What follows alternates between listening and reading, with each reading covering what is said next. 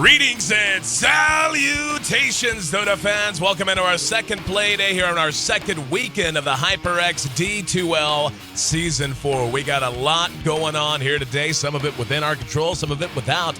And in fact, the two teams that are facing off, of course, within our control, because, you know, we kind of scheduled them, maybe you heard of them. They're kind of the two most legendary teams in China going right now. That's DK and Invictus Gaming. Now, both of these teams have played a couple of matches. Actually, DK's only got one under their belt in D2L Season 4 so far. Invictus Gaming currently sitting at 1-1 in the standings. And both of these teams really coming into this tournament viewed as two of the favorites to make it to Las Vegas for our live grand finals at CES coming up in January. But the other thing going on, not really within our control, but all of us looking ahead to it with bated breath, excitement, and a little bit of trepidation, if we're to be honest. 6.79 is upon us, and these two teams are not only going to be facing off, they're going to be doing so on the newest patch, which for all intents and purposes is going to change the way Dota feels forever. Before we touch on all of that, though, let's go ahead and take a look at our overall standings so we can understand how these two teams fit into the big picture so far. Tongfu sitting at 2-0, and LGD are at the top of the standings. Vici Gaming has actually had a standout performance so far early on. Now, there are only 7 matches that each team is going to play, facing off once against every other team in the pool. So Vici is getting to that halfway point. I mean, effectively at the halfway point. Sitting at 2-1 against some of the competition they've played is quite good. Invictus Gaming has played twice. They also won a game in the series they lost, so they're sitting at 3 points with a 1-1 record. DK has only made one appearance. They're 1-0, but they won both games unanswered. And then, of course, below that, we've got Rising Stars, who has yet to make an appearance, but will be doing so soon, and LGD International and Rattlesnake, who unfortunately have been unable to find a win despite playing a few times themselves. So, of course, again, Invictus Gaming and DK still very early on in their schedule, so a lot of time to win, to lose, to find their position in our overall standings. But this is going to be a big match for both of them, and a match that, when all is said and done, could end up determining who gets the direct seed to Las Vegas and who has to play their way through our bubble system playoff coming up in December. So let's take a look at how the two teams shape up against each other to begin with. It should be Team DK, pretty sure, coming up first. Yeah, there we go. As we can see, they're currently sitting at 5th place, and actually it looks like they're 1-2. I don't think that's correct, so I'm pretty sure that we were correct. Yeah, there we go. Not a problem. So, hashtag Fire Conrad, that happens. You know how it goes. Nonetheless, they're led by Burning, a guy that has a little bit of notoriety. The best carry in the world, according to most. They have Ice in the off lane, Mushi in mid, Lanham holding down the support jungle position, and Ji on the hard support. Now, the thing about DK is they're a team of all-stars, but they're led by one of the biggest stars to ever grace the game itself. And the cohesiveness this team has already shown is already through the roof. A lot of times when you have this much talent loaded onto a roster following a disappointing performance in a tournament like the International, it takes a while for them to really gel together. And that just hasn't been the case with DK. They've looked dominant in almost every performance they've had so far. They will be put to the test, though, by their opponents today. That'll be Invictus Gaming. Invictus Gaming coming into the series again, sitting at 1-1, took a disappointing loss to LGD in our first weekend of play. They're led by YYF. He's in the off lane with Hal on carry, Ferrari 430, and mid, one of the best mids in the world, no doubt about it. Banana, the support and jungler, and Faith on hard support. They're sitting in 4th place right now. As mentioned, they did get an extra point as the series they did lose. They ended up winning a game in nonetheless. So that's going to be DK and Invictus Gaming coming up next. I'm your host, Aaron A.C. Chambers, live on the floor of our downtown San Francisco studio. Yeah, studio is the word. And traffic outside is actually terrible. I got into the office extremely late today thanks to the BART strike. But nonetheless, we're here on time to bring you the action as the players apparently have BART strike going on there. Anyway, guys, the draft is going on right now. We'll be bringing you right into that in just a couple of minutes here on the HyperX D2L Season 4. Stick with us. We'll be right back.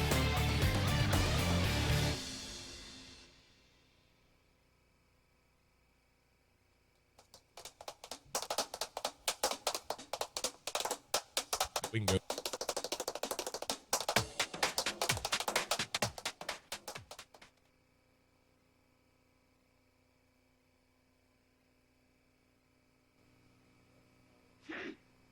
I am.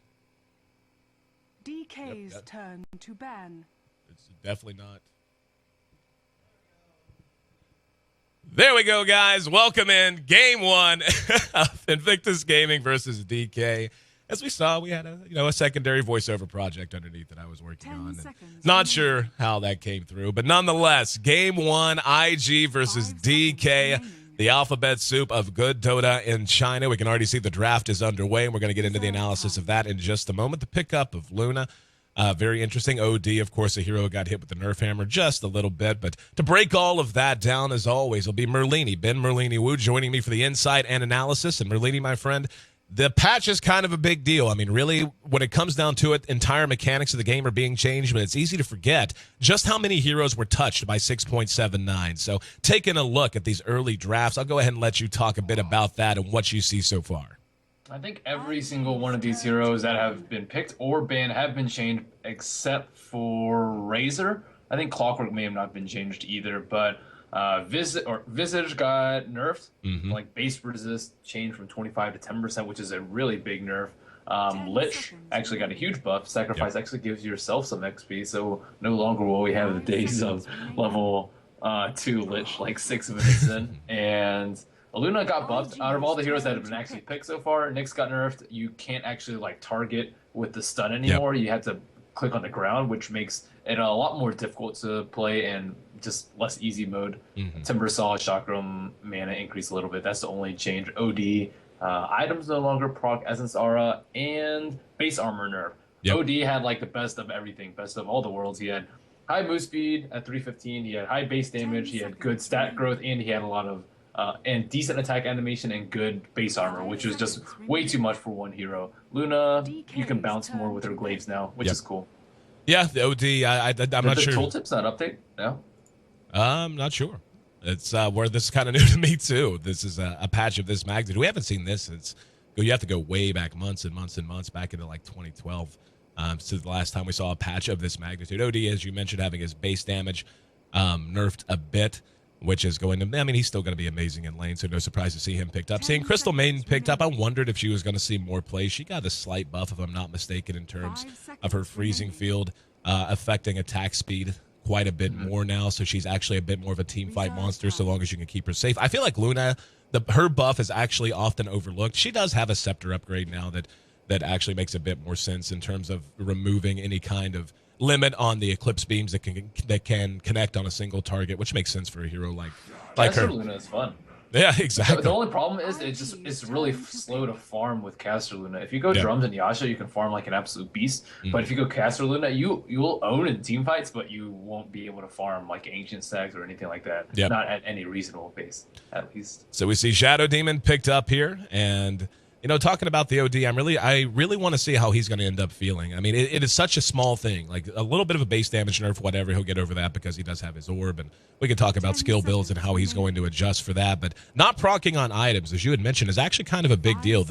I don't know that that's going to affect the fact that Mech tends to be the first item, or Buckler especially the first item on him coming out, but it is going to make him feel just a little bit different. I mean, once he hits his stride, he'll still be proccing his Essence Aura very, very often.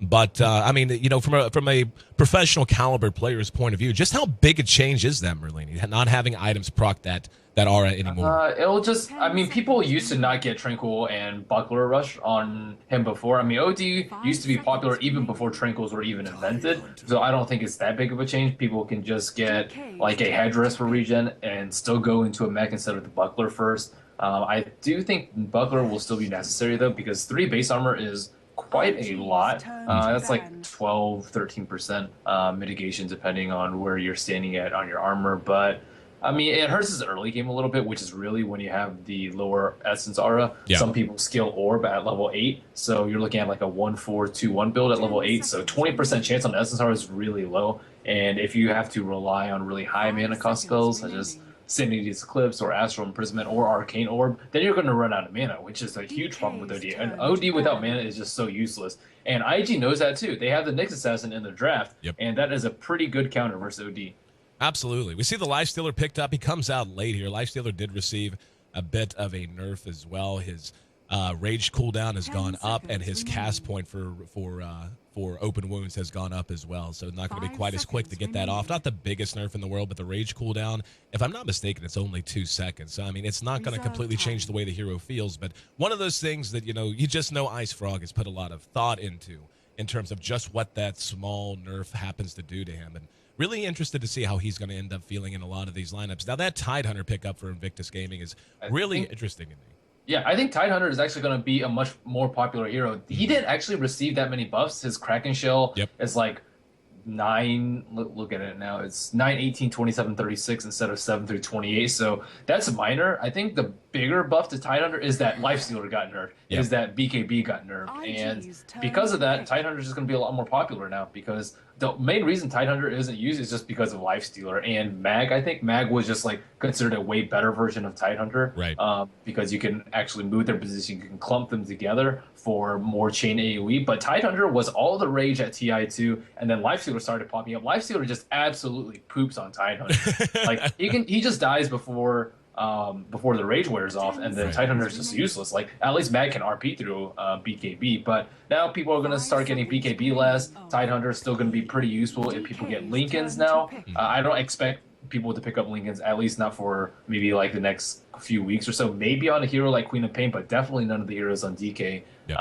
I think Tidehunter is a pretty good hero, though. Yeah, the Lincoln's change. I'm looking forward to seeing that actually put into action. The idea of Lincoln's now being castable on an ally and shared cooldown and all that fun stuff. But Tidehunter, just to touch back on that a second as well. I mean, as you were explaining so very eloquently exactly why the hero is likely to see a surge in popularity, I think there are a few other things that are going to contribute to that as well. The fact that buyback is not going to be, I mean, it's going to be an option still yet, of course, but it's going to come with a much heavier set of consequences. I don't think you're going to see it come out quite as often as it did before. That means individual team fights, that one big spell like a Ravage is going to have innately a bit more value. If you catch more than one hero, you're not going to see a set of buybacks, and then all of a sudden Tidehunter's really dominating spell is suddenly on cooldown. I also think you're going to see, as you said, with the Roche timing, and Vino, that's a hero I was hoping we would see drafted out as well. But with the Roche timing being so random now, Magnus's RP, as good as it is very small in an AoE. And I feel like the fights around Roshan are going to be a lot more hit and miss. They're going to be a lot more helter-skelter, a lot more unpredictable. And in a lot of ways, Tidehunter is going to benefit from that. Having that huge range on Ravage as opposed to the small, relatively small range on RP is going to make him a little bit more of a safe hero in terms of that mass AoE initiation in that confined area. Yeah, well, no longer will we have IG Chuan on Tidehunter, though. It will be Faith instead. Venomancer, he had some buffs here and there, some nerfs, actually. Venomous Gale actually got nerfed at level 1. It had full slow at level 1, and people were like, oh my gosh, this spell is like the strongest level 1 spell in the game, which it actually is really strong, but it doesn't actually do any damage over time at level 1, so people are going to have to change their skill build, whether they want to invest in the Poison Sting or Plague War build, because Plague War actually gets your Poison Sting damage now, or whether they want to max scale. So there's more active decision making in 6.79 as well, and that's a lot. That's like a big reason why I like the patch. It's like, okay, you can't just go like the same exact build on every hero. It's just so boring to watch. It's like, for example, Luna, we always see like Tranquil Drums, BKB. Sometimes we see HOD, but it's usually after that Manta Butterfly. It's like the exact same thing every single game, and it gets boring to watch, quite frankly, and it's a big turnoff for a lot of people, including myself. And same with Lifestealer. Like when have we seen someone not go phase into optional drums, armlet, and then AC Desolator Basher? Like something like that is just it's very stale. And I think that 6.79 and Ice Frog is doing a very good job at spicing things up. Completely agree. And everything from big mechanics like Roche mechanics to even the way that we see regen pooled. We can already see, taking a look at Timbersaw, that's something you'd never see. You'd never see 8 tangos in a stack and then 2 stacks of 1 tango. That's just not very common. We see it now, though. I mean, changing the way that heroes function in terms of their own survivability in lane in just that subtle way is going to have a pretty huge effect. And, this is so much fun. And, I was asked by Team Liquid to write a response for an article they did about the changes in the perceptions of 6.79. And really what I think is the most exciting and what I said in my response was the idea that once again, Dota, even for the most seasoned veteran, has that sense of discovery to it again, that sense of the unknown. Whereas, as you had said, to be honest, many of the heroes, especially the most popular heroes, had reached a point where they felt very predictable. They did feel a little bit stale. And hey, a little creep taking the long way around the trees here. So Ferrari setting him back a bit. But as the lanes take shape, we'll go ahead and take a look at who's going to be handling who. We'll have OD played by Mushi here in mid. We're going to have our Shadow Demon played by Lanham. We'll have the Timbersaw handled by Ice down here in the solo off lane. Solo safe lane, I should say, against the tri lane. We'll have Burning farming up the Lifestealer. No surprise there. With Venomancer played by MMY, who does happen to have a haste rune, so making life hard for Ferrari. The other side of the river, we got Faith setting up shop on the Tidehunter here in the off lane, triple lane. We've got YYF going head-to-head with OD on Nyx Assassin here in mid. Queen of Pain will be played by Ferrari. We actually saw Ferrari play on Quap just yesterday. Or no, it wasn't him. Never mind. But anyway, back to Crystal Maiden. She'll be playing, Crystal Maiden will be played by Banana, who is also in this offensive tri-lane. And Luna leading the way here, played by Hao. And looking at mid, it still looks like people are still going to get pooled. Tangos and pooling overall were nerfed just a little bit. Tango actually has 4 charges now. That's really odd to look at, to see someone with like 8 Tango charges or 4. That's, I mean, it's going to take some time to get used to that. But Mushi in mid, no talisman, 2 pool tangos, and 1 healing salve. The pool tangos actually has a 1-minute cooldown. Maybe you can get it off twice if you like buy it immediately. So I guess it's not going to be the end of pooling in middle. Ice. Chase back a little bit here in this off lane, continuing to play very safe as his first point of reactive armor, as would be expected. So a little bit of survivability. Another nerf that we haven't really seen yet, but we might very soon, is the fact that bottle costs more, so any bottle-dependent hero in mid is going to be set back a little bit by that. And courier ganks are going to be much Faith more in a lot of trouble on bottom. We're going to see Lanham with the disruption. Faith down below half health. Gets off the gush. Can they get the damage? Nope. There's a Lucent Beam and a Frostbite. Ice. In some trouble. Temper Chains through Hao. Trying to make his way in the lane, but one last auto attack from Banana makes him first blood. So trying to get aggressive. We saw the rotation of Lanham coming down to try and apply some pressure down here, and it blows up in their face. IG with an early lead, make it 1-0, and Burning's actually going to rotate as well. That is a little bit silly by DK to try and make something happen in a 2-on-3 situation versus the Tidehunter. I mean, Tidehunter is pretty tanky. He doesn't have any stat items, but he has 568, which is a pretty respectable amount of HP at level 1. And Luna, by comparison, is level 2, has a couple branches, and she has like 70 less HP. It looks like they're trying to go on. Hal going to be open wounds after the disruption. Lucent Beam off. Lanham in trouble as Faith lands the gush. Can they finish off Hal? They can. Burning gets the kills, but they trade away 1 support. There's a Gale that caught a couple. MMY on Faith. They're going to get 2. Tidehunter just about to drop. Down he goes. And DK so good. getting some early kills on the board, getting themselves back to even. As you said, Venomancer showing off the new skill set. It's looking pretty damn good at the moment. Mushi out of mana in mid, but he has a regeneration rune. That is a lot of trouble for YYF. With his regeneration rune, YYF pretty much just loses the lane because Mushi can, after this, cast Astral Imprisonment indefinitely, which is very, very unfortunate. Oh, Nyx Assassin may be able to mana burn him. Mushi didn't actually get all the regen off. He loses 600 mana because of that. That's painful. That's a bit of a misplay from Mushi, no other way to say it. Well, we're going to have Burning engaged upon and down in bottom again. Caught with the Lucid Beam and a Gush. There's a Frostbite. He's going to rage through it. He's down to about a quarter health. Do they have the damage? Veno's there. Beautiful Gale. Caught 2 through the trees. Don't think they're going to be able to chase him down. MMY playing quite a good Venomancer has landed 2 clutch Gales, 1 that gave them a couple of kills, and now 1 that saved Burning for sure. No way he gets away there if it's not for that Gale. That is some really nice play by Burning there, too. Burning, like, forced them into this choke. A lot of newer players would just run straight down here, right. But, they're not going to line up. If you look at Venomancer's position, how is he going to hit, have a good spray this way? But if he goes in this way, then he just lines up 2 heroes. So nice play by both of those players. Invis rune picked up by Mushi, maintaining complete rune control. Taking a look at the early CS, we can see YYF's hanging at 9 CS to the 21 of OD. That's actually not that horrible. I remember at DreamHack Summer, Draskell and I were commentating a game, and we actually saw a Nyx Assassin get so completely dominated by OD that at 9 minutes after being in mid the entire game, he had 0 CS. He had not killed 1 creep. Wow, that's pretty rough. And looking at Nyx right now, he actually has Arcane Aura, so this helps this makes a little matchup a little bit more in favor of YYF, but that regen rune did hurt him pretty badly. Even if he did only get one Astro plus like 300 mana from it. It's still pretty devastating.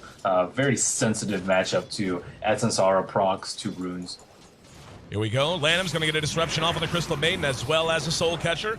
And Banana trying to make a run for it. Looks like Burning kind of hesitated on whether he wanted to engage or not. A lot of damage done nonetheless. Faith and Banana both losing about half of their health pool. So that region beginning to be burned through quite a bit. Hal has to play so cautiously because of that kill potential now. Lining up those Gales off of disruption. I mean, basically, the situation IG's in is as soon as the disruption goes off, they have to spread out to make sure that the Gale can't catch more than one. But in doing so, they make it so much easier to focus the lone target. And they're going to go again.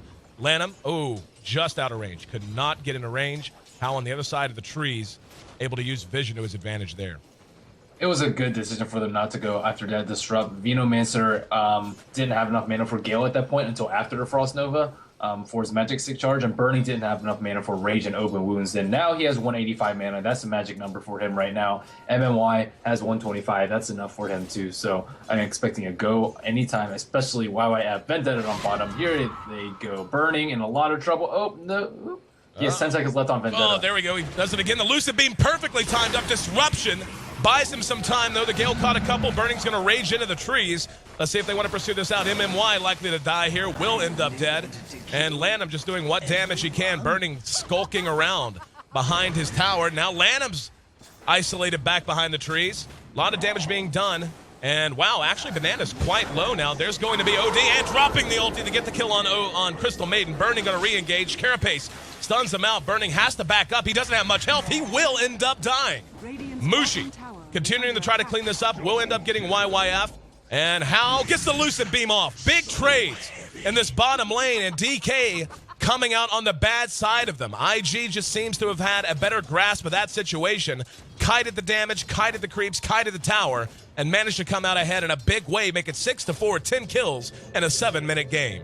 Yeah, that was huge. I think Burning could have just stayed on the Nyx Assassin, and then Mushi may have been able to escape that way. He like backed off right after the open wounds, and he could have lifestealed a little bit, and they would have had to expend most of their spells and right clicks on him instead. And he just ran away, which let Luna just right click in the process. Just saw the nerf to Nyx Assassin in practice there. He used his Vendetta. He saw the creep skipping attempt coming out from Timbersaw, used his Vendetta, popped him, and immediately followed it with Impale, and guess what? Shot way wide because the Timbersaw was running around the corner. So already seeing why that track point not existing is indeed a nerf to Nyx Assassin. Now it's a skill shot. Yep. It's tough. It's a tough spell to hit sometimes. And especially when you're in melee range, you really rely on the the target click. But without that, it's just going to be really rough. Fade is almost level 6. One more creep. We may start seeing things happen with with Ravage. I haven't seen Ravage in such a long time. It's so refreshing to see this hero back. I hope he's not picked every game because that would be boring too, but it's still cool to see him back. Lon on the flip side is level 3, and MMY level 4.5 right now. I hear a Gush on bottom. Fate has Ravage up. They want to go on Burning.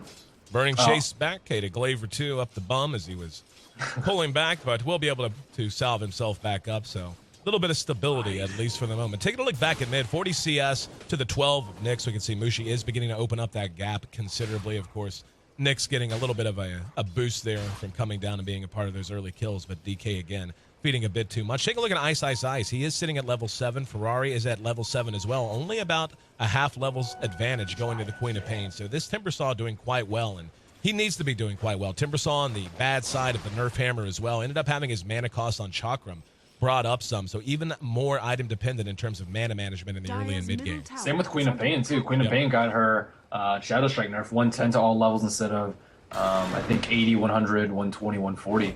So that definitely nerfs the early levels. Most people just got level 2.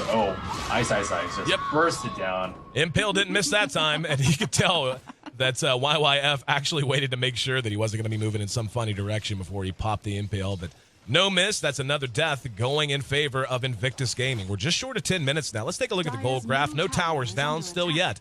Coming up on about 1,500 gold advantage in favor of Invictus. And Really just doing a great job here in this early laning phase.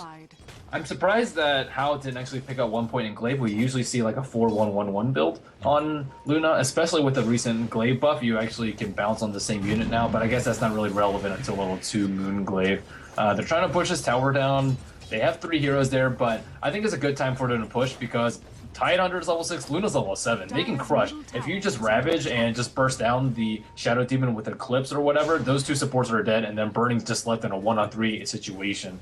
So they have to be very, very careful, DK. Looks like we're going to have a big fight. YYF has once again TP'd in. He's under cover of Vendetta, making his way down to try to find a target. Ravage is up, as you had mentioned. And uh-oh, he's going to find Lanem. Lanem is... Oh, is he going to find Lanem? Taking a look behind the tower, just outside of range. He's spotted now. Oh, he throws the impale. There's a disruption immediately. They're going to try to blow Burning up. Lucid Beam's there, and they get him immediately. Gale onto YYF. Buyback out already. Ice is there, but stunned by the Carapace. Faith still has Ravage. There's Eclipse going off to try and chase down Mushi. Burning back up off the buyback. There's the Astral Imprison wearing off on Hao. He and the rest of IG will pull back. Ferrari comes in. Now we're going to see the Frostbite Gush and the Lucid Beam. Faith has Ravage. Burning is raging. Here's the Chakram. Will he spend it? No, he will. Thought he was going to hang on to it. Didn't have any effect on Burning as he infested away from it. Ferrari now in trouble. Caught out. Uses his damage as best he can, but there's a return kill going the way of DK. Ice. Frostbitten down. Banana. Chased by Burning. One last swipe, and down he goes. Big turnaround for DK, making up a lot of ground now. YYF re-engaging on the Burning. There's the Impale. Gale's there to slow him even more. Burning going to rage through the Carapace damage, but decides to pull back. Tower just a little bit too intimidating at this level. Really surprised we saw Faith blow the Ravage there, but in the end, a lot of back and forth. Haymaker for Haymaker, but DK comes out ahead in that exchange. They close the gap, make it 8-9. Mushi keeps dying in these fights, though, and Luna does not, though, which is a pretty big deal. Luna 3-1-5 right now. Mushi already with 2 deaths to his name. Even though he's top of the CS chart, he still died, and that will slow his item progression a lot. He's actually going for a 4-staff first, and already we see a diversion from not diversion, whatever the word is, but Divergence. He's not divergence from what he would normally go in a 6.78, which is Tranquil Boots. So Strength Treads, actually, instead of In Treads, it depends on what you want. I think Strength Treads are better, especially versus a Nyx Assassin. YYF, I mean, he got shut down pretty hard early, but he's been doing a lot of work. But we saw Lifestealer plus Tidehunter. It's just really rough on Tidehunter. What's he supposed to do? Yep. Just die without using Ravage and then be useless on against a very normal cooldown spell, Rage 19 seconds. So it's like he's in a pretty tough position. He wanted to use it at the very end, but Burning right after his Rage ended, he infested. So it's just so hard for the hero. I would recommend if you're gonna play Tide, try and ban out Lifestealer. And so we got some movement towards mid coming out of DK. Mushi TPs from top to mid. He's got 2 behind him. That'll be Lanham as well as MMY. Going to look to try to make something happen. There's 2 on the side of IG as well. Ferrari soaking up what experience and gold he can. Hang on, we got a gang squad. MMY. Yep, there's the Frostbite. YYF spins the Vendetta, the Impale, and one last auto attack. All they need. He had to cancel the cast the Impale. He was afraid he was going to miss. Yep. And Mushi trying to do some damage in the meantime, and there's a Frostbite on the high ground, drops the ulti and gets the kill, however. Stuns himself on the Carapace, but still got the job done. Faith is going to have Ravage back up in 10 seconds. We'll see how quick IG is to want to fight around that spell. Burning, as you said, though, on the Lifestealer, just so problematic. Now would be the time to try and put it to use while Burning's trying to find his farm. Try to make him either pull away from farm to adjust for that, or try to take advantage of the fact that he isn't there and the rest of DK. If we're honest, I mean, Timbersaw at this point just has a set of arc boots and a gauntlet of strength. He's not that tanky. The rest of them are quite squishy, in fact.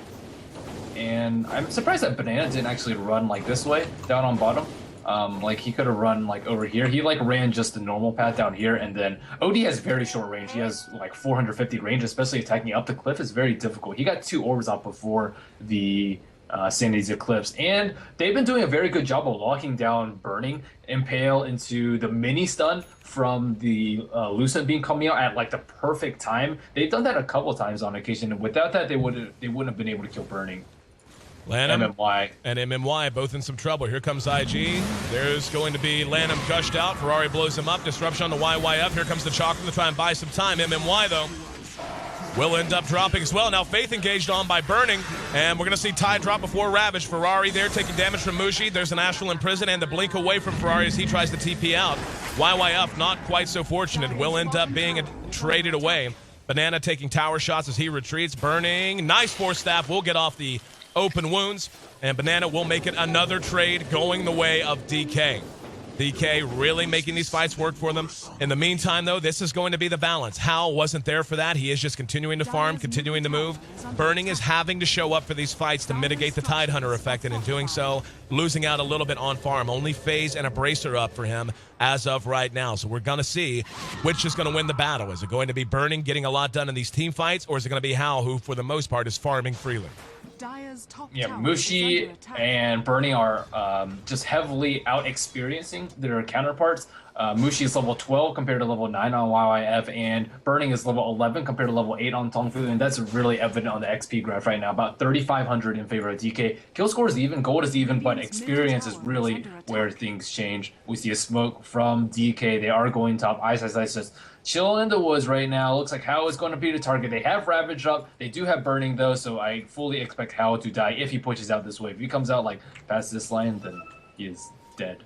And Hal hanging back right now, does not feel confident about this. In the meantime, we're going to see some movement out of IG. They smoked into mid. Dropped a sentry, got a little greedy, and now in some trouble. Gets off the Eclipse, hoping to do some damage before he drops. Did so. Doesn't look like IG is going to get there in time, though. Faith did not get to spin Ravage. Oh, they're going to sell out for this. They're going to go ahead and go for the tower, so there will be a chance for IG to respond.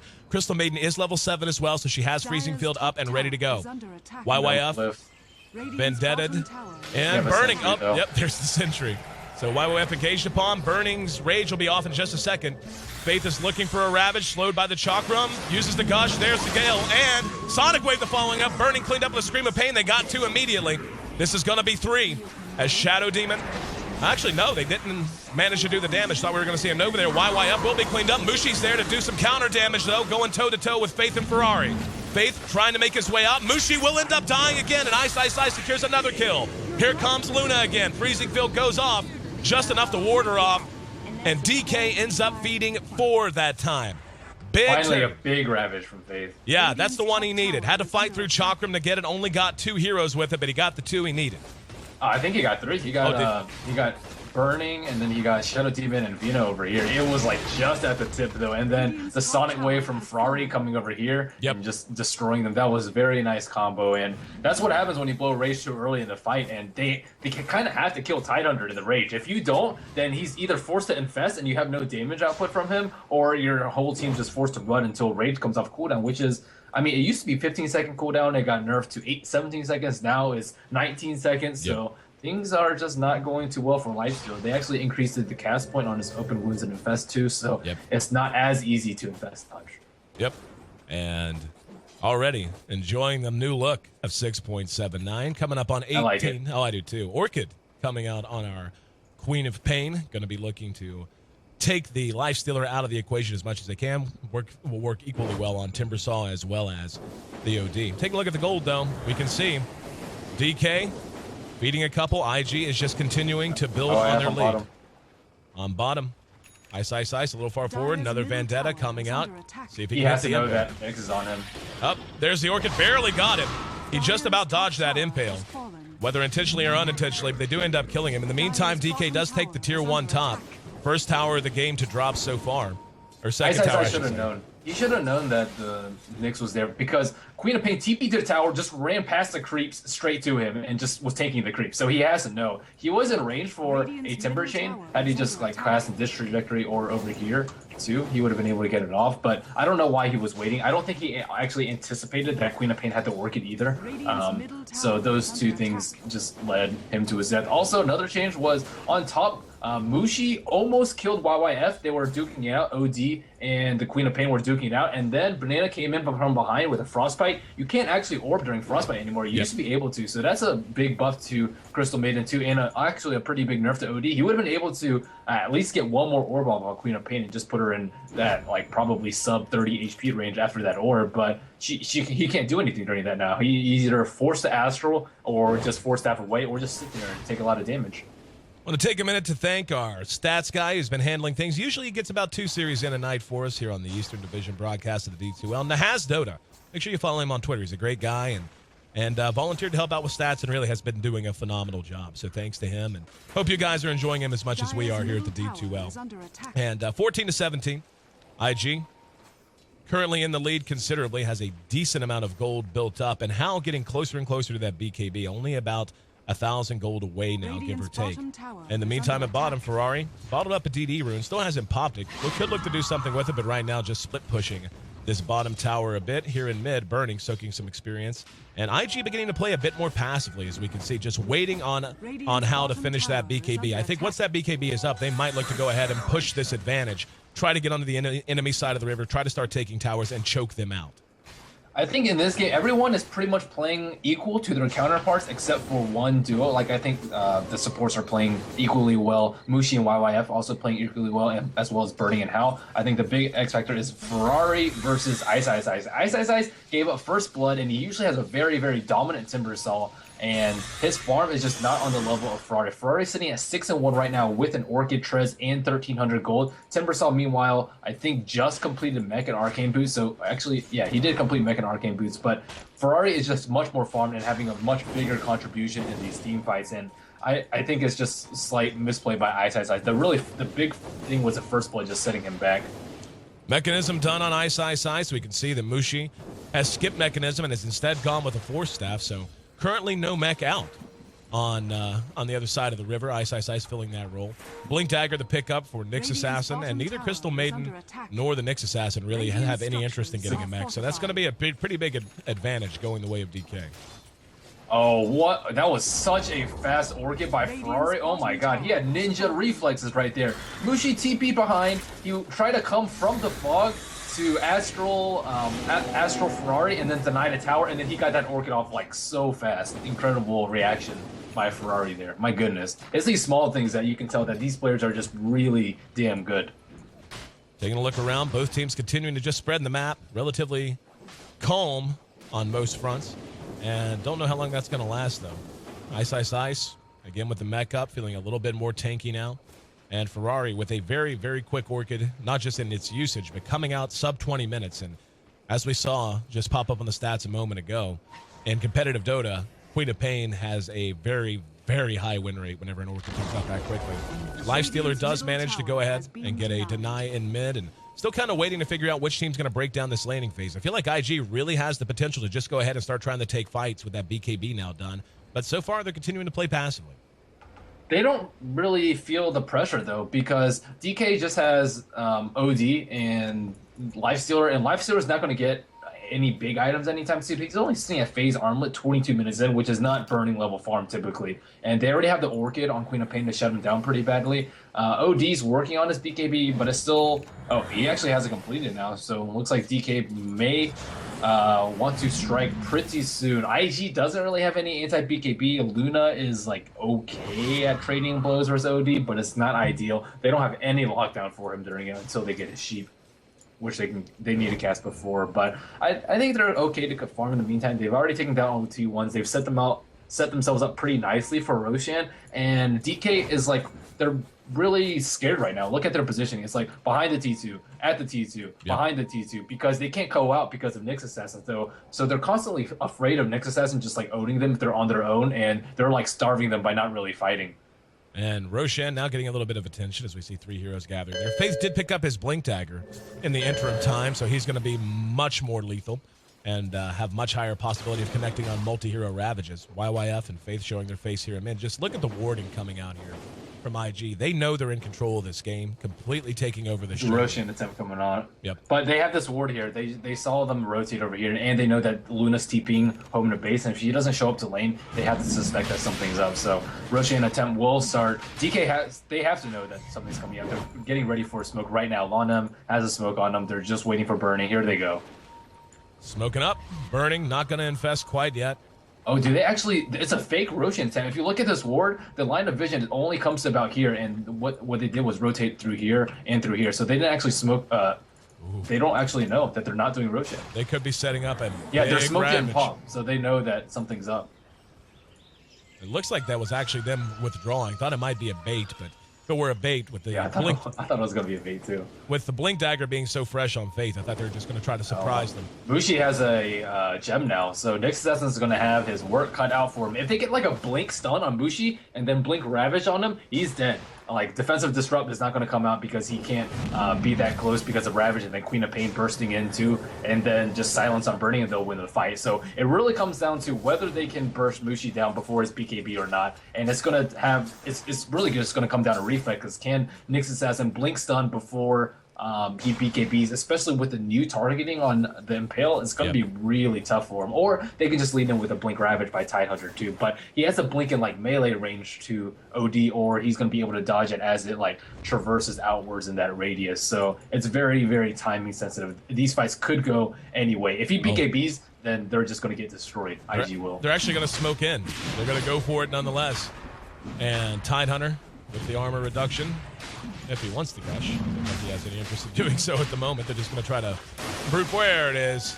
Now they'll go ahead and bring him down. But IG played this so smartly. They like faked the Roshan attempt, baited out a smoke without using one of their own, and then after they know that DK is just going to give it up, because they can't just like sit here forever, because IG has all their T1 and DK can't just like creeps go up to their T2 without being able to farm. So IG just played that really smartly. Sure, no deaths or nothing really happened besides just them getting Aegis, but it was still very, very smart play. They know exactly what their opponents are going to do. They know they're going to smoke and try and catch him off guard with the OD BKB, and they actually scouted out his BKB as he was farming in mid, so they know everything that's going on with DK right now. Well, I'll tell you what's fun as a caster. Check out the new Roche timer. How interesting is that? I was wondering how this was going to work, how the casters were going to be able to observe this. Looks like we'll keep an eye on it, but interesting to watch it count down. I actually really think that's a cool effect, and I guess whatever random time is assigned between 8 and 11 minutes once the Aegis expires is going to be is just going to be visible to us and not to the players. And take the truth, it makes me wonder if we should start running on 3-minute stream delay instead of 2-minute stream delay. Quite possibly. Yeah. I'm actually a little bit curious as to why iSpark actually decided to make it 8 to 11 minutes. That seems very arbitrary considering Roshan's at 10. So he's actually making it an average 9.5 minute spawn instead of 10. Did he think that 10 was too long? Does he think I don't actually know. Like the natural thing would be to expect like 8.5 to 11.5 minute. Maybe it's just too weird of numbers for people to do the math with. I don't know. It could be any of those reasons, or why not like 9 to 11? Right. So I think that he tweaked with this number quite some time, and it may seem arbitrary, but I'm sure he has his reasons. And for those who are wondering what we're jawing on about, again, Nahaz Dota just there, right on the mark, man, explaining everything. Really a pleasure to work with him. And YYF on bottom. Yep, I was going to say, pleasure to work with YYF if you happen to be on IG. He has been quite dominant so far. He's given away some deaths as well, but really 3-4-9 doesn't tell his story. He's made so much happen across the map in so many ways. Queen of Pain sitting at 6-1 in great shape in terms of KD. And more than anything, just, you know, this is how a Queen of Pain should feel. Whenever you see Queen of Pains struggle, it's usually because they end up at like, you know, 2-1, 3-2, something like that. Ferrari now with a Scythe of Vice to go with his Orchid Malevolence. This is going to get real chancy for DK. Ferrari's so quick in terms of his reactions, as we already saw in that bottom lane situation. Now he has 2 items that can take OD and the Lifestealer out of the mix and guarantee that Ravage connects if he's fast enough. This is very scary for DK. Radiant's bottom tower is under attack. At 8 minutes, the new timer becomes a red and yellow circle. Oh, cool. Well, now you actually, spectators will actually know, which is kind of cool. I will. There's something to be said for randomness, though. I like the suspense of like not knowing when it's gonna come. Wow, these his glaives don't actually bounce on in between the wards. That's a little bit strange. The wards don't they count as miniature buildings? I'm pretty sure. Yeah, but it bounces. It bounces during normal buildings though. So I have no idea. It's a good point. It's actually something that should be addressed. Call Ice Frog, fire him. It's fine. 14-17. Been relatively quiet as DK just continues to play very passively, hoping that Burning's going to be able to get the items he needs. And one big item, actually check it, make 2 combined into 1. The Sanjin Yasha is complete now. So he has his armlet plus the S and Y. Does not have the drums though, so not going to feel quite as tanky as he would like, but sitting at 1700 HP, he's not going to feel all that thin either. But the tower's beginning to be whittled away. Only 2 outer tier towers remaining now for DK. And right now IG really is just setting the tone of this game and doing so in a way that's advantageous. They're continuing to build on that gold lead, getting near 7,500 gold. The experience is still very, very close, so they're out leveling them, just not by much. Ferrari is such a smart player. Most Queen of Pains in this situation will go BKB. But what does BKB actually block? It blocks orb damage from OD. That's one thing. It blocks just a lot of magic damage in general, but I think Ferrari just relies on his good positioning in order to dodge a lot of damage from the fight, and the amount of control that his team can output with a Blink Ravage, a Vendetta, and Blink Nyx Assassin, as well as a Luna with BKB who does a fair amount of damage and has Aegis. I think that he knows that he's going to be able to get all his spells off, and he's not going to be in that much danger. If OD had opted for a Scythe of Vice instead, then I think that Ferrari maybe would have gotten BKB, but I think Scythe of Vice is definitely the right pickup in this certain situation. Burning and company continuing to play very, very passively. Burning is actually having trouble going anywhere to farm right now, and IG, believe it or not, isn't even playing all that aggressive at the moment. The aggressive potential they have is just so high that DK has to respect it, even when they don't necessarily see it being an immediate threat. Faith is working on a mechanism. He has picked up the buckler, so at about 900 gold, he'll have the mech done. Nonetheless, they will have that slight bonus armor going for them now. The Eagle Song picked up by Hao as he works on his butterfly. And Butterfly is coming out already. Yep. Is it on the way? It is. Yeah, Pretty. This is really scary. It's a really good time for them to push. Yeah. Aegis actually is about to expire 1, 2, 3, 4, 5, 1 minute's time. It's so hard to look at the new thingy. But it's a really good time for them to push. IG has been playing extremely well, though, even though they haven't been dying. They've been controlling so well, and Burning just gets... Oh, Defensive Astral comes out. He actually not going to die. And Burning got exploded, but very quick fingers coming out of Mushi, able to keep him alive. Heard the Sonic Wave go off as they tried to engage, and that actually might stultify this push coming out from IG. Sonic Wave just such an important spell to have at all times in terms of team fighting, now on 2 minutes cooldown. Yep, they have the butterfly. I think if they force like a BKB or something on Mushi, they would push, but without it, it's very questionable as to whether it's a good time to push or not. Aegis about to expire in like less than 10 seconds time, so yeah, things are not going all too well for IG, at least not for this push. They may just have to wait until next Roshan. IG smoked up, looking to get a pick. Burning's out there kind of by himself, and we're going to see an Astral Imprisonment, no engagement off of it though. Mushi's at like 1,000 HP right now. He is so likely to there's get the side device. Ferrari engages Yeah. in. There's the Ravage as well, but the disruption kept him out. Now they're going to re-engage. Here comes the Eclipse. Lanham will... No, actually, Burning still alive. Got frostbitten down. Mushi drops the hammer and gets the damage done. Hao being blown up here. Freezing Field will go off, and they will end up getting a couple because of it. Ice. Yes, YYF there with the Impale. Manages to not only save Banana, but force the buyback out of Burning and Timbersaw both. And the Chakram cutting down the trees. Here comes the Timber Chain. They want to get 2 kills here. Ferrari hanging out on the high side, has Scythe of Ice available momentarily. Burning, pursuing out Banana. That'll be a 2-swipe kill while the Queen of Pain is able to retreat. YYF also made it away to safety that time around. Very good disruption out of Lanham. If it wasn't for that disruption, chances are that fight ends up being a huge wipe on the side of DK. But Mushi able to survive, able to get off his Sanity's Eclipse and do the damage they needed.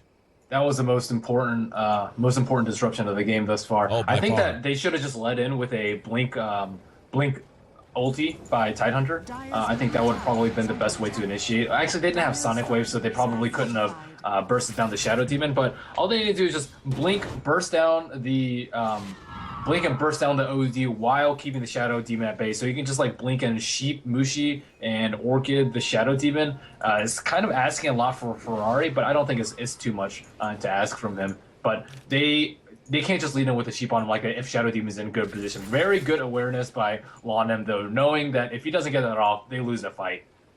Roche just about to respawn. We'll flip back down there after we see if YYF is going to have success with his latest attempt at Vendetta. Is going to find himself a target if he keeps going. It is going to be a tanky one, though. Timbersaw will actually go ahead and pull back. In the meantime, here we go. Roche, and I'm not sure how to read this. Is that 4? I don't know. I guess it'll just... are we supposed to be able to know?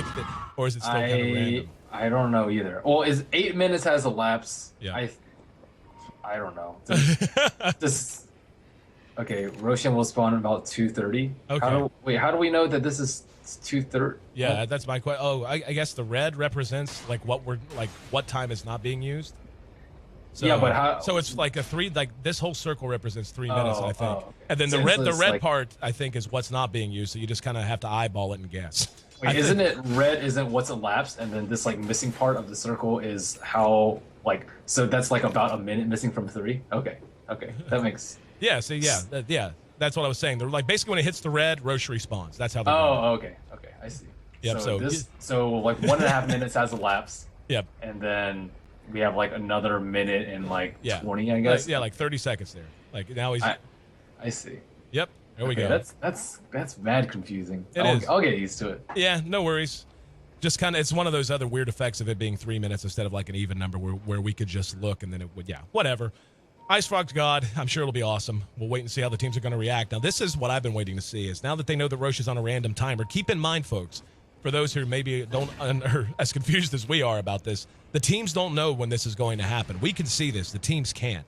So they're going to be checking in. Oh, they're going to check at just the right time. Look at that. Just as he spawned. Could not be more fortunate. And IG going to go ahead and make a run for it. Now, DK has no idea if Roche is back up or not. They just know he could be. And this One of my hurts. friends request that you pull up the net worth chart. You got it. Net worth coming up. And we can see Queen of Pain plus Luna. Near the top, OD is there as well. But this Roche is going to hurt them so badly. So badly. And, you can see how defensive they're playing. That's a situation where they might have just been assuming that they were smoking or trying to do something aggressive.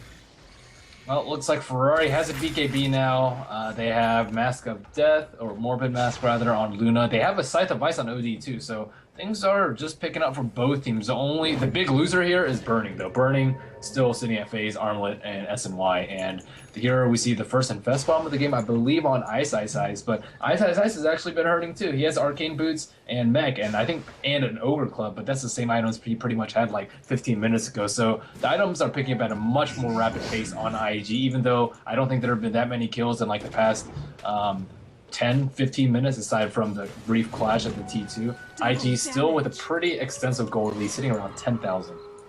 DK continuing to hover around, looking to try to make something happen. Ferrari just continues to get bigger and bigger and bigger.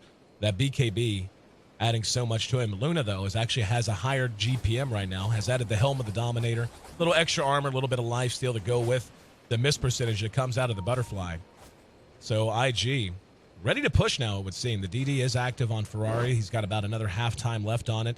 And Faith, of course, has Ravage ready to go. Did complete the mechanism as well. So their team fight potential through the roof. And you can see DK just really in no shape to try and fight this out whatsoever. This is kind of desperation now out of Ice and Burning. Just trying to find something, anything, some kind of pick there in that mid lane. Normally you get a Ghost Scepter here on Tidehunter, but I think it's a bad idea in this situation because he'll just get like one shot by OD. OD sitting at like 150 int compared to FaZe like 43. That's like a good 1,000 damage, and then amplified by Ghost Scepter. Like if you just Ghost Scepter away the Lifestealer, then you could just bait out his Rage and then Ravage after that, or just bait out his Infest immediately after. But again, things are just pretty tough for FaZe right now to find that ideal Ravage before they BKB, before they Rage, but also before his teammates die. As we get into the later phases of the game, buyback beginning to matter again quite a bit. And remember, buyback does have a bit of a different dynamic now in this patch. Only 2 heroes currently have buyback available, the OD and the Luna. And Luna with that Aegis will be back up at least once with no questions asked. They're going to go ahead and try to push down mid now. And DK continues to remain spread out. I think I don't know that they can defend this. They defended it earlier and did so fairly effectively. But yeah, they can't contest this. They know that IG is just too far ahead. And the best chance they have to turn this around is going to be defending the tier 3. It's kind of cool that people are just spending all their gold too. Like as soon as Mushi has his gold for Scythe, he buys it. As soon as Queen of Pain has gold for Scythe or gold for BKB, she buys it too. So and another like change with the buyback is that people are just going to be spending their gold like left and right instead of just waiting, just saving it for buyback all the time. And I think that's a very good change. It will actually rewards farming and aggressiveness instead of passivity. And looks like it's going to be bottom lane where IG dedicates their time. We've got a non-smoke moving gank squad.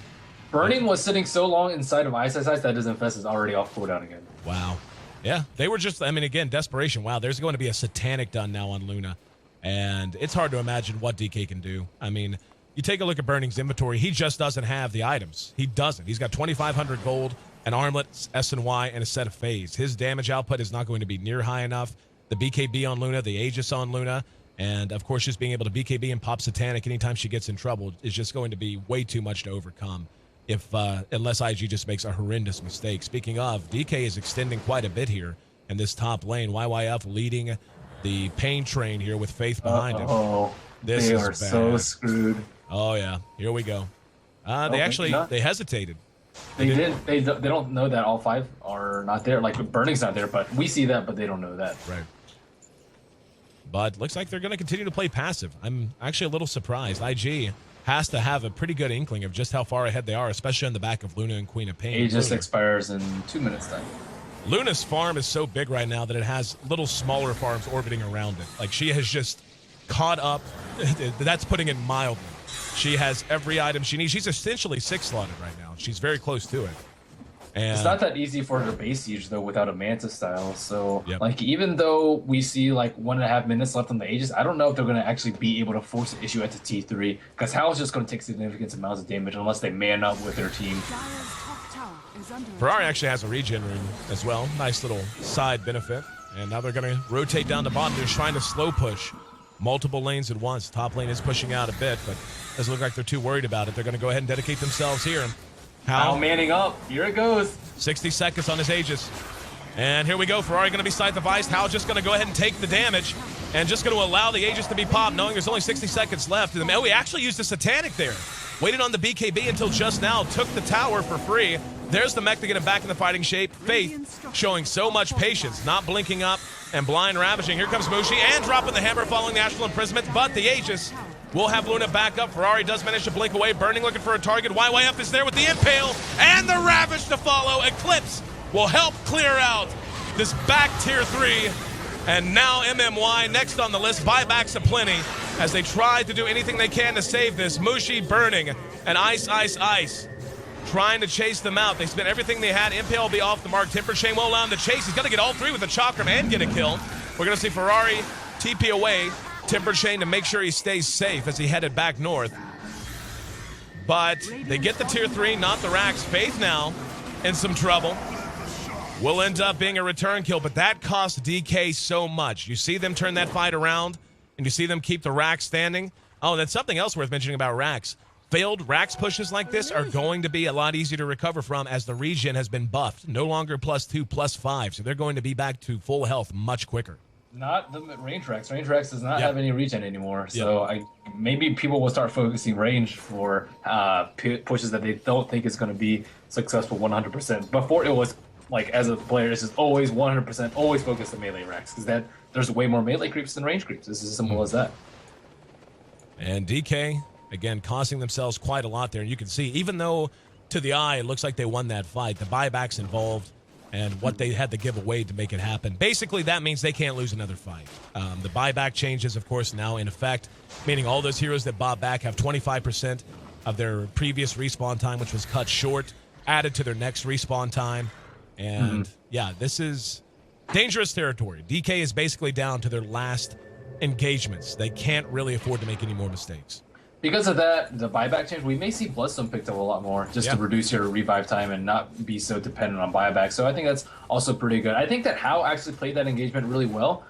He didn't pop his BKB early. He didn't pop his Satanic early. He didn't like waste his Aegis either. And he still got the tower. He wanted to force a reaction out of DK, whether it's a BKB, a Scythe, anything like that, any like big cooldown, Sanity's Eclipse even, and then he actually forced out the BKB from OD, and then after that it's a very simple matter of being able to burst down Mushi. So I think he played that really well. I think a lot of players would just, okay, I'm just going to BKB and attack the tower and just burst it down, but it doesn't really do anything with a Lifestealer on you. BKB doesn't. DK smoked up, looking to make something happen, and they will. Hal jumped on. Beautiful force staff to get him out of the way. BKB's up. Here comes Faith. Sonic Wave will connect. Faith has Ravage up if he wants to use it, but so many BKBs, he has to buy his time. Hal is not even being touched by Burning right now. There it is! Just as Burning's Rage wore off. That's the Eclipse. He will infest in and out, but I don't think it's going to matter. One last scream of pain, and YYF even manages to lock down Lanham. That's likely to be your GG moment. What? That force so was like sick. Just as good as Lanham's Disrupt here. Oh, yeah. Like these really small things just completely change around the fight. And OD with the buyback nerf was like at a 93-second respawn time. Normally it's not that long at level 20. So That's pretty rough for them. 60 seconds down for Lifestealer and for OD, and I'm surprised they didn't call GG because this is going to be, I think, 2 sets of Raxes, and there's no glyph for a minute and 20. It could just be Mega Creep straight up. Yeah, that play there from Banana nets him my MVP vote. Has to. That basically saved that fight that was taking place just in the shadow of their tier 2. Yep. Pushing through. Yeah, why is it regenerating so fast? Do they not have any creeps? I guess not. Yeah. Chakram thrown out.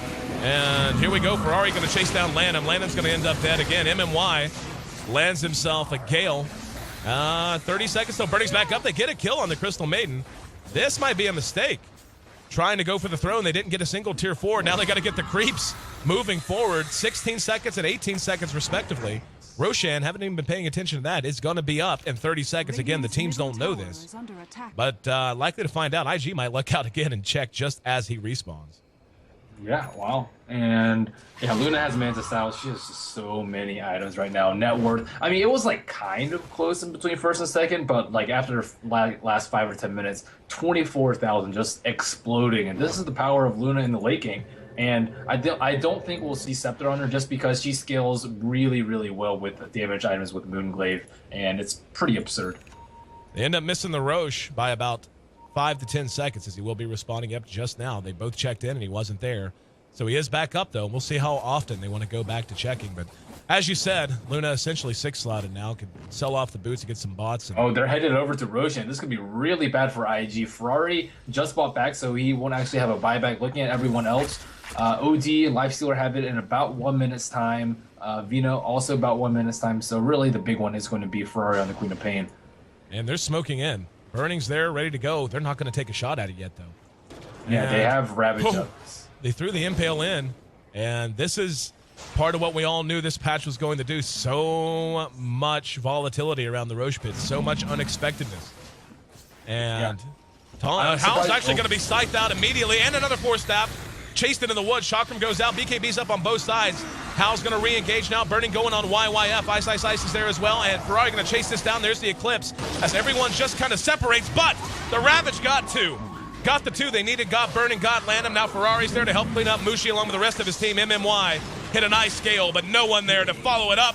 Lanham runs it in the Roche pit. Will be killed off. GG called. Again, this patch making its debut in very convincing fashion. All of that unexpectedness, all of the randomness of involving that Roche pit showing why it can make such a difference right off the bat. Wow, IG just plays so much better than they normally do. I remember watching one of the other games. I think they played LGD China or something like that, and they won game 1, but it was just like meh for the other 2 performance. This game, they just played incredibly well. Like there were like almost no big blunders. They like had really good like control of the map, good item builds, like good Roshan control with like the go in, bait out the smoke, and then go in again with their own smoke. I mean, IG just on the next level this game, outplaying DK. Yeah, DK without a doubt. You didn't drop the percentages. At least I didn't hear you. I'm sure DK's a huge favorite here. It's like 70-30, I believe. Yeah. 69-31. Yeah, pretty much. Big favorite, and IG comes out and lands a jab in the Master's face. DK drops game 1, 23-33, the final kill score, 47 minutes, 18 seconds. The official game time. I'm your host, Aaron AC Chambers. 1 game's in the books. Our first game on 6.79, and it was a doozy. Can't wait to get game 2 up and going very soon. DK wants to knot things up, wants to remain unblemished in the D2L Eastern Divisional standings, while IG, already blemished, sitting at 1-1, wants to go ahead and catapult themselves ahead into the standings. And any team that beats DK, well, let's be honest, DK's so dominant, if you can get a win against them in our standings, you're going to have a damn good chance to qualify in first or second place heading to Las Vegas coming up in January. Ben Merlini will be joining me back for game number 2 of our first best of 3 of the night. Stick with us, guys. This is the D2L Season 4 brought to you by Kingston HyperX. We'll be right back.